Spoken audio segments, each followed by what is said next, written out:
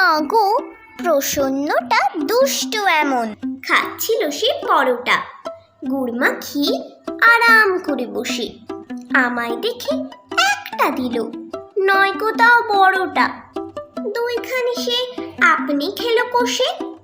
তাইতে আমি কান ধরে তার একটুখানি পেঁচিয়ে কিল মেরেছি। হ্যাংলা ছেলে বলে অমনি কিনা মিথ্যা করে ষাঁড়ের মতো চেঁচিয়ে গেল সে তার মায়ের কাছে চলে। মা গো, এমনি ধরা শয়তানি তার। খেলতে গেলাম দুপুরে, বলল এখন খেলতে আমার মানা। ঘন্টা খানিক পরেই দেখি দিব্যি ছাতের উপরে ওড়াচ্ছে তার সবুজ ঘুড়িখানা।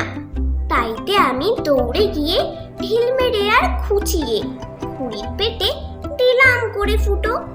আবার দেখো বুক ফুলিয়ে স্টান মাথা উঁচিয়ে আনছে কিনে নতুন ঘুড়ি দুটো।